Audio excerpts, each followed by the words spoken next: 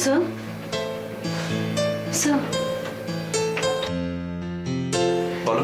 বলছি যে কালকের অ্যাপয়েন্টমেন্টস গুলো আপনি জানতে চেয়েছিলেন, বলবো? বলো।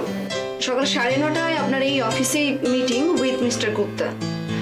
সকাল 10:30টায় factory supervision at Jadavpur. Factory supervision, next. আপনি বলেছিলেন সাগর ইন্টারন্যাশনালসকে ওদের ফ্যাক্টরিটা একবার দেখতে যাবেন। Oh yes yes. সকাল 11টায় Mrs Bina Chowdhury, Nexus Exports. সকাল 11:30টায় মিস্টার প্রধান। তারপর লাঞ্চের পর আপনি বলেছিলেন একটু ফাইলগুলো নিয়ে আপনার কাছে এসে বসে কতগুলো চিঠি দিতে হবে সেগুলো আপনি বলে দেবেন। 2:30টায় আপনার রোটারি ক্লাব, সেখান থেকে মিস্টার চ্যাটার্জি আপনাকে একটা মিটিংয়ে নিয়ে যাবেন। 4টে meeting with mister Surendra Singh. ব্যাস ব্যাস ব্যাস ব্যাস বাবা নেহা, তুমি তোমাকে প্রধানমন্ত্রীর থেকেও ব্যস্ত লোক বানিয়ে দিলে। হ্যাঁ, কি করবো স্যার, আপনি তো আসেনি কয়েকটা মাসের জন্য। সবকিছু গুছিয়ে করে না দিলে তারপর তো আপনি আমাকে বলবেন। ঠিক, তুমি তোমার ডিউটি করেছো। নেহা, স্যার কালকে 2টোর পর থেকে সব অ্যাপয়েন্টমেন্ট ক্যান্সেল করে দাও। কি বললেন স্যার? সব অ্যাপয়েন্টমেন্ট ক্যান্সেল করে দাও। ক্যান্সেল করে দেবো ইয়েস। মানে? বিকেল 4টে আমার একটা স্পেশাল অ্যাপয়েন্টমেন্ট আছে। Okay sir. তুমি যে হাসছো, তুমি জানো যে কি অ্যাপয়েন্টমেন্ট আছে? না জানি না, তবে গেস করতে পারছি। তাই? আসলে কলকাতা এলেই আপনার এত ইনভিটেশনস থাকে। তা ঠিক। তুমি এক কাজ করো, তুমি কালকের অ্যাপয়েন্টমেন্টটা ফিক্স করে নাও। বলে দিও যে বিকেল 4টের সময় আমি ওদের তুলে নেবো। ওকে স্যার, আমি এক্ষুনি বলে দিচ্ছি। নাম্বারটা? অলিস, ওই মালা সেনকে ফোন করে জানিয়ে দাও যে ঠিক 4টের সময় অলি আর কিরিটকে আমি নিয়ে নেবো। আর তুমিও রেডি থাকবে, তুমি আমার সঙ্গে যাবে। ও স্যার, খুব ভালো হবে স্যার, কি মজা হবে। Thanks sir, thanks. অনেকদিন খোলা হাওয়ায় সবুজ মাঠে বেড়াতে যাইনি। আমি এখনই ফোন করে মালা স্যারকে বলে দিচ্ছি স্যার।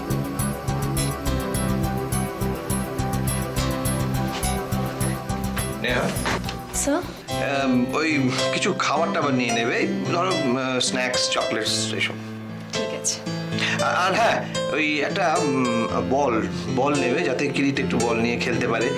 ঠিক আছে স্যার। আর হ্যাঁ হ্যাঁ, জল নেবে। ও ফার্স্ট এড বক্সটাও নেবে। Sir first aid box? হ্যাঁ, মাঠে যদি পড়ে টড়ে যায়। স্যার অত কিছু লাগবে না। লাগবে লাগবে লাগবে। আর কিছু আর কিছু লাগবে না স্যার। শিওর? একদম শিওর। এবার আমি যেতে পারি? নেহা, স্যার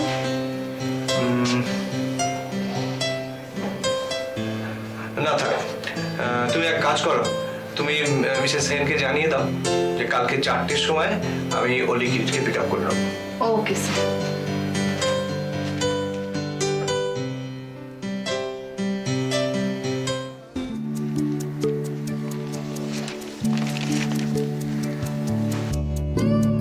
বাবা চা। হ্যাঁ বাবু, শোনো, বলছিলাম কি যে তোমরা সবাই যদি এরকম গোমরা মুখ করে থাকো তাহলে এই বুড়োটা হাসে কি করে বলো তো? কে আবার এলো? আমি দেখছি। দেখো তো।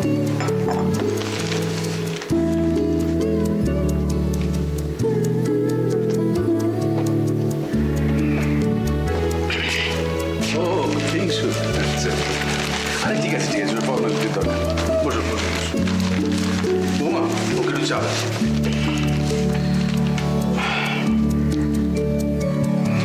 কে এলো? বৌমা, তুমি কোথায় যাচ্ছ? কিংশুক তো তোমার কাছেই এসেছে। যাও ওখানে বসো, দুটো মনের প্রাণের কথা বলো। আমি চা নিয়ে আসছি। মাসিমা, আমি কিন্তু আজ আপনাদের সঙ্গে কথা বলবো বলে এসেছি। বৌমাকে নিয়ে বেড়াতে যেতে চাও, এই তো? তা সেটা সোজাসুজি বললেই তো হয়। করুণা, আর কত করুণা করুণা করে আমাকে চুপ করিয়ে রাখবে বলো তো? আমি তো আর নিতে পারছি না। আমি কিন্তু কথাটা এখনো বলিনি। ঠিক আছে ঠিক আছে, ওকে বলতে দাও, আমি কিংশুকের মুখ থেকে শুনতে চাই। ঠিক আছে, বলো, শুনছি, বলো। দেখুন, আমি বেশ কয়েক মাস যাবৎ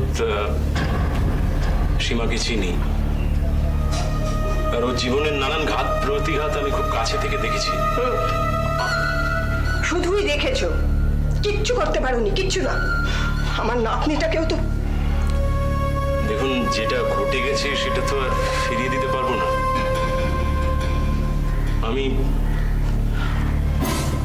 আমি শিবার যে জীবনের দুঃখের ভাগ খানিকটা নিতে চাই। আগে আমি ওকে একটা নতুন জীবন দিতে চাই।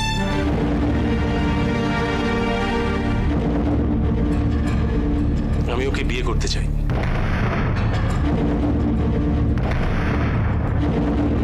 দেখুন, আপনারাই ওর অভিভাবক, ওর তো নিজের বাবা মা কেউই নেই, তাই আপনাদেরই জানাচ্ছি যে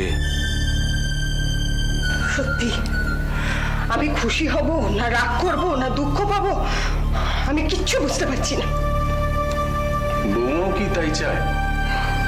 আগে হ্যাঁ, ডাকো তো বৌমাকে। বৌমা, বৌমা। দেখুন মেশমশাই, আমি জানি আপনি সীমাকে মেয়ের মতো ভালোবাসেন। ও খুশি হবে এই সিদ্ধান্তে। আপনি দেখবেন ও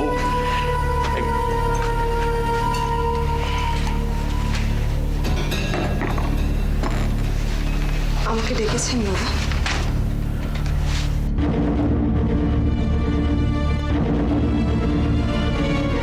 বৌমা, কিংশুক যা বলছে সেটা সত্যি।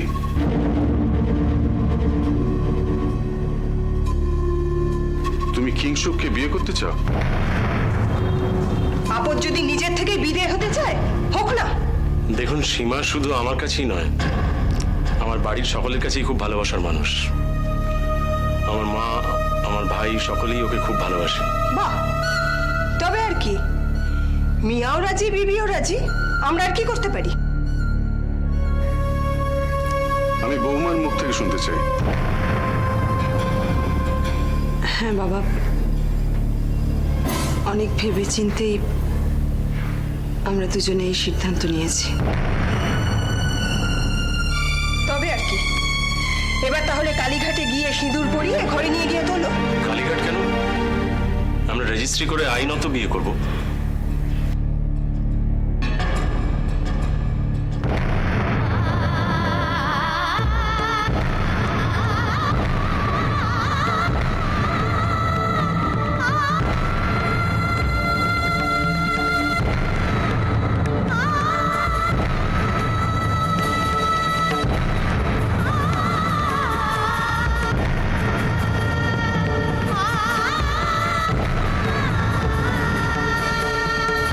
বাবা, আমি আগে যা বলেছি, কিন্তু এখন বলছি যে এই বিয়েতে আমার মত নেই। আমি যতদিন বেঁচে আছি আমি এই বিয়ে হতে দেবো না।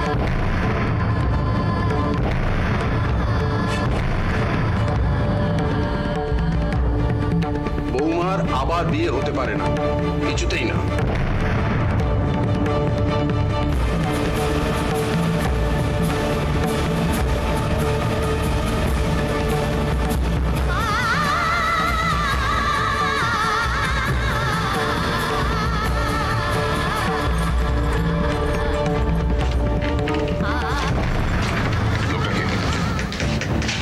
তুমি?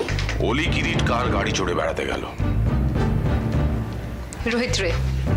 রোহিত রে। And who is রোহিত রে? ওনার সঙ্গে আমি এক্সপোর্টের ব্যবসা করছি। I see. ওনাকেই তো সেদিনকে এই বাড়িতে দেখেছিলেন, তাই না? হ্যাঁ, বেশ ঘন ঘন এই বাড়িতে আসছেন। উনি আমার ছেলে মেয়েকে খুব ভালোবাসেন। কে ওই লোকটা? ওই কদিন চেনো? কেন? না, হঠাৎ করে চেনা নেই শোনা নেই, এই বাড়িতে আসছে, তোমার ছেলে মেয়েদের ভালোবাসছে, ব্যাপারটা একটু অদ্ভুত নয় কি? অরিন্দম বাচ্চাদের সবাই ভালোবাসে। অফকোর্স, বিশেষ করে বাচ্চার মা যদি একা হয়। অরিন্দম, তুমি খুব ভালো করেই জানো আমি কিরকম। এসব কুরুচিপূর্ণ কথা তোমাকেই মানায়। আমার ব্যবহার কুরুচিপূর্ণ? এসব কথা থাক। অলিকে যেই লোকটা নিয়ে গেল সেই লোকটা কে, কি রকমের তুমি জানো? আর যাই হোক, উনি বাচ্চাদের ভালোবাসেন। আমার সঙ্গে তো মিস্টারি ভালো করে কথাই বলেন না, ওনার যত কথা সব অলির সঙ্গে। এটা তোমার চোখে অদ্ভুত লাগলো না? একটা লোক সে কেন শুধু অলির সঙ্গে কথা বলছে, কেন ওকে নিয়ে ঘুরছে?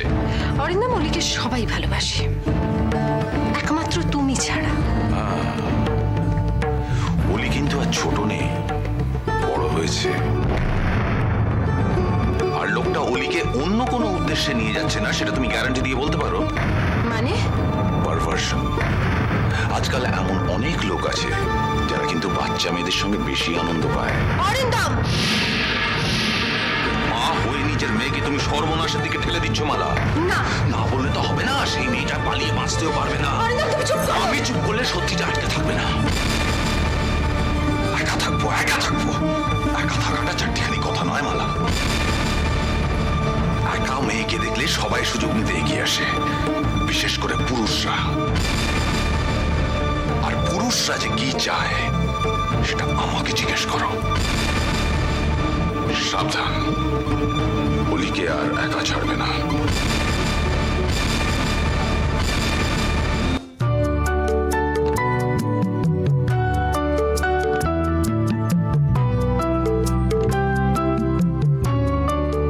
না রেডি। তুমি চিটিং করলে হবে না। No cheating. না, তুমি এত এগিয়ে আসলে কি করে হবে? তুমি তো বল ঠিকমতো করতেই পারছো না। অলি, এক মিনিট। নেহা, তাহলে দাও তো বলটা। নিস। Great catch. এটা চিটিং। কেন চিটিং কেন? এত জোরে কেন দিচ্ছ?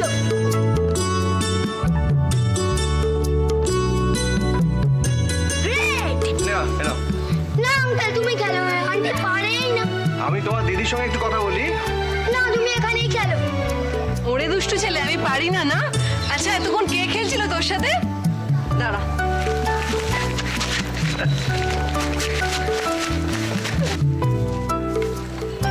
কি অলি, এখন চুপচাপ? আমার ভীষণ ভালো লাগছে আঙ্কেল। ভালো লাগছে? বলেছিলাম সবুজ মাঠ, নীল আকাশ, এদের মাঝে যত থাকবে এদের মতো তোমার মনটাও বিশাল হবে। গ্রাম দেখেছো? না। গ্রাম দেখোনি? ঠিক আছে, এবারে সত্যি সত্যি একদিন গ্রামে নিয়ে যাব। গ্রাম না আরো ভালো। গ্রাম ছাড়া ওই রাঙা মাটির পথ আমার মন ভুলাই রে। ওরে কার পানে মন হাত বাড়িয়ে লুটিয়ে যায় ধুলায় রে, আমার মন ভুলায় রে। গ্রাম ছাড়া ওই রাঙা মাটির পথ আমার মন ভুলায় রে। আন্টি, আবার তোমার ব্যাট। তোমার কি মজা আঙ্কেল। কেন মজা কেন? তুমি যখন খুশি তখন গান গাইতে পারো ইচ্ছে মতো। বাহ, তুমিও তো যখন খুশি তখন ইচ্ছে মতো ছবি আঁকতে পারো। হ্যাঁ, তা পারি। শোনো, এবারে বাবা মাকে বলবে ছুটির দিন এলেই যেন তোমাদের খোলা মাঠে বেড়াতে নিয়ে আসে। আমার বাবা তো আমাদের সঙ্গে থাকে না, রাখি আন্টির সঙ্গে বাইরে থাকে।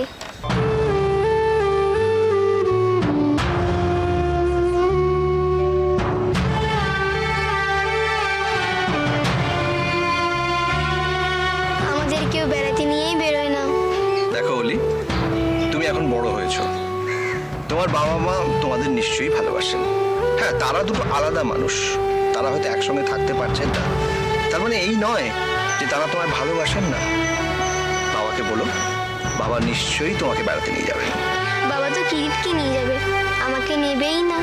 এটা কিন্তু অলির রাগের কথা। আসলে আমি হাঁটতে পারি না বলে আমার বাবা আমাকে নিয়ে বেরোতে লজ্জা পায়।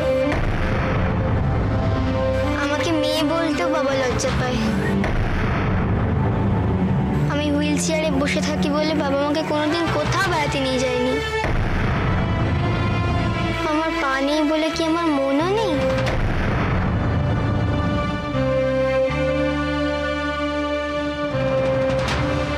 আমি বুঝি কেউ মুখে বলে না, তবু সবাই মনে মনে বলে মেয়েটা চলতে পারে না, মেয়েটার পা নেই।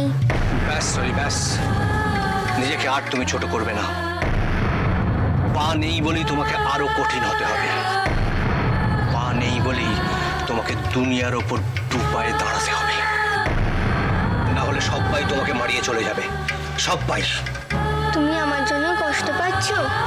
আমার মনের জোরটা আমি তোমাকে দিতে চাইছি, যাতে কেউ কোনোদিন মনে মনেও তোমাকে বলতে না পারে যে মেয়েটার পা নেই।